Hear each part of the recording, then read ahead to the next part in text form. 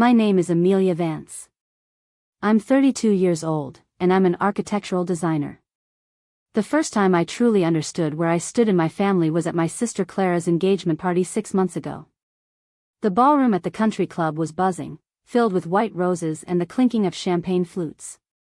I scanned the meticulously arranged seating chart near the entrance, my finger tracing the names, searching for mine. It wasn't there. Instead, at a prime table near the head, between my parents, Richard and Eleanor, and Clara's future in-laws, the Hendersons, was a single, elegantly draped chair, conspicuously empty. My mother caught my eye from across the room, offering a tight, apologetic smile that didn't quite reach her eyes. It was a physical manifestation of a truth I'd always felt: there was no space for me at their table. I just smiled back, a practiced reflex, but inside, a cold certainty settled. They had given Clara a $240,000 trust fund, a secret I'd only recently uncovered, yet for me, there was only this public void. That empty chair was their statement, but it wouldn't be the last one made. Clara's dream wedding, planned for next month, was about to become a very different kind of event, and it wouldn't be because of a seating chart. To understand how we arrived at an empty chair and a ruined wedding, you need to know about the foundation of our family. Clara, 2 years my junior, was always the delicate one, the one who needed cushioning from the world. I, on the other hand, was deemed resilient, capable, strong. These weren't compliments, they were justifications for neglect. If Clara struggled with a college application, my parents would spend hours with her, hiring tutors, editing essays. When I applied to architecture school, they simply said, "You'll figure it out, Amelia. You always do." And I did. I worked 2 jobs through college, took out student loans, and graduated with honors. Clara, meanwhile, floated through a liberal arts degree, then bounced between various passion projects that never quite materialized into a career. She was charming, beautiful, and utterly reliant on our parents. The first hint of the trust fund came about 3 years ago, shortly after Clara turned 25. I was visiting for Sunday dinner, and my father was complaining about a quarterly investment review. Eleanor, the vanguard statement for Clara's fund came in. "The market's been volatile, but it's holding steady." My mother shushed him quickly, glancing at me. "Richard, not now." I pretended not to hear, but the words sank in. Clara's fund. I knew they'd helped her with rent and car payments, but a dedicated investment fund? I brushed it off, thinking it was a small college savings account they'd never mentioned. What I didn't understand yet was the sheer scale of their generosity toward her, and their complete lack of it toward me. The empty chair at the engagement party was the first public declaration of my status. Clara had approached me a few weeks prior, bubbling with excitement. "Amelia, you have to be there. It's going to be gorgeous. Daniel's family is so excited." She'd even asked me for some design input on the floral arrangements, which I, ever the helpful sister, gladly provided. So, to see my name absent from the guest list, and then to find that silent, mocking space at the main table, felt like a deliberate act. When I finally cornered my mother, she wrung her hands. "Oh, darling, I'm so sorry. It was an oversight, a terrible mistake with the caterers. We just assumed you'd find a seat with a friend." A friend? At my sister's engagement party? I had no friends there. My parents knew that. I swallowed the lump in my throat and found a quiet corner, nursing a single glass of water while watching Clara glow, surrounded by family and the Hendersons, who seemed perfectly lovely and completely unaware of the subtle cruelty unfolding. A month after the engagement party, I was facing a significant financial hurdle. My small architectural design firm had landed a major contract, but it required a substantial upfront investment in new software licenses and specialized equipment. I drained my savings and was still about $15,000 short. I swallowed my pride and called my father. "Dad, I know this is a long shot, but I'm looking for a short-term loan. My firm has this incredible opportunity." He cleared his throat. "Amelia, you know we believe in self-sufficiency. You're so good with money, always have been. We just don't have that kind of liquid capital right now. We're focused on securing Clara's future, you understand. Securing Clara's future. The words echoed in my mind. That detail mattered later. The next week, I had coffee with my cousin, Sarah. Sarah, a lawyer, was always a good confidant, and she knew our family dynamics well. I mentioned my father's comment about Clara's fund. You know, the one for her future.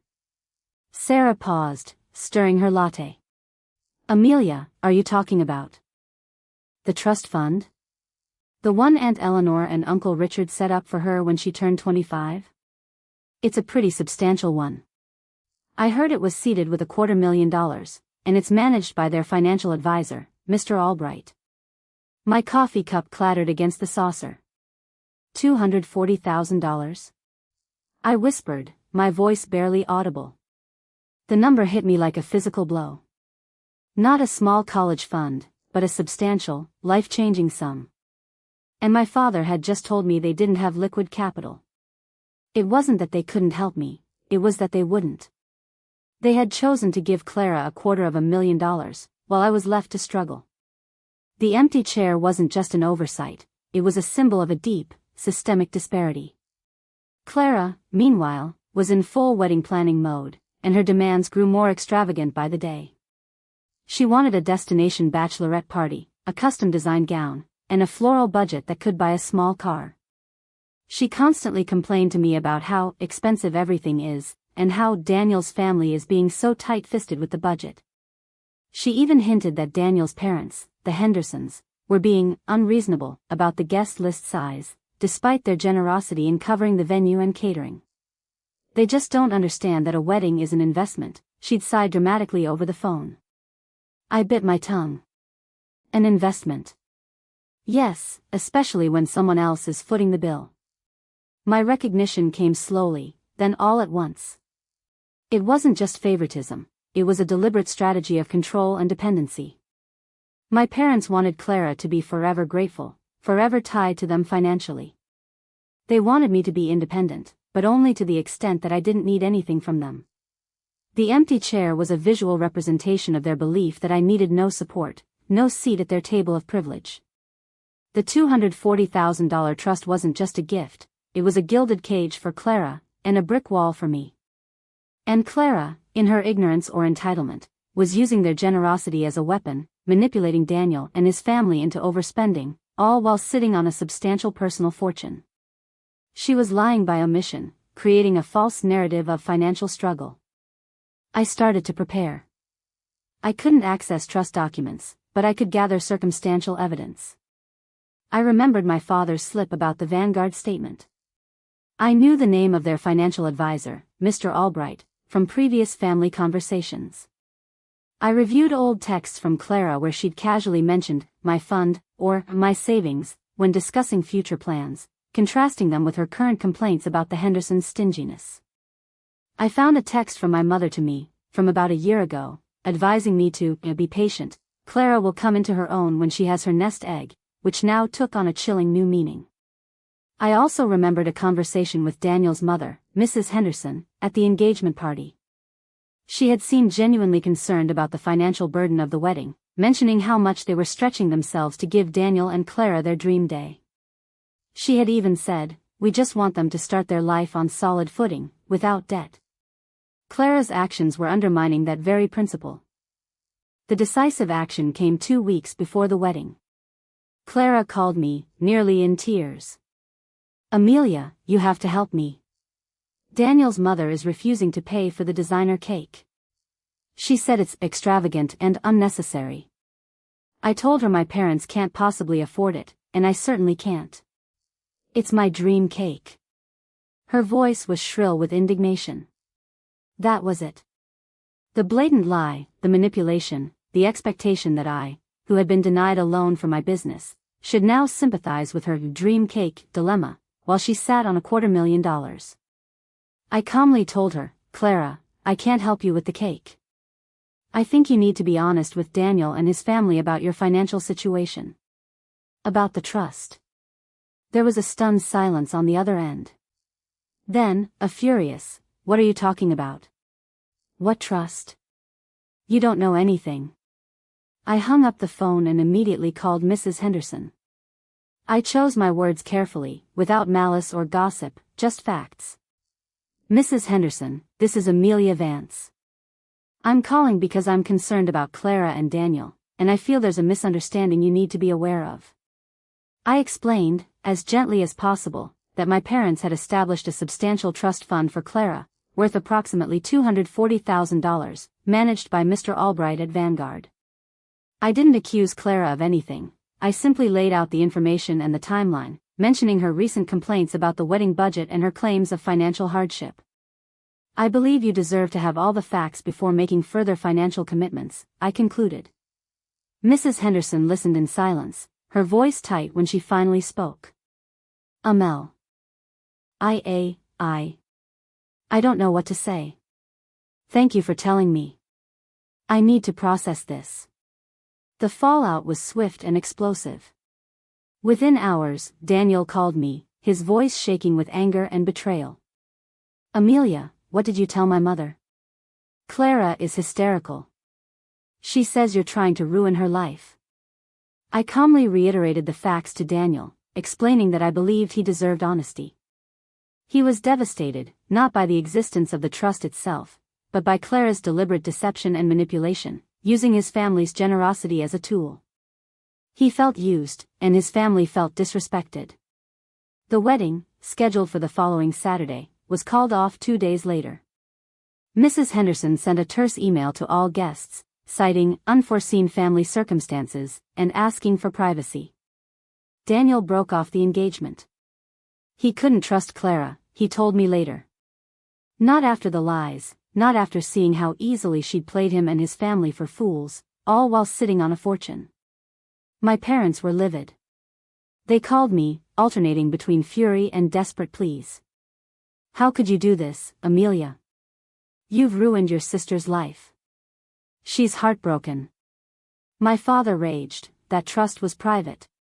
It was for her future security, not for gossip. I calmly told them, her future security was being used to manipulate Daniel's family into paying for an extravagant wedding. That's not security, that's deceit. And the empty chair at her engagement party was a public statement. I just responded with a private truth. My mother tried to guilt-trip me, saying I was jealous. I simply said, no, Mother. I'm not jealous of Clara's money. I'm tired of your double standards and the way you devalue me. I hung up. In the weeks that followed, Clara tried to rally her friends against me, painting me as the jealous, bitter sister.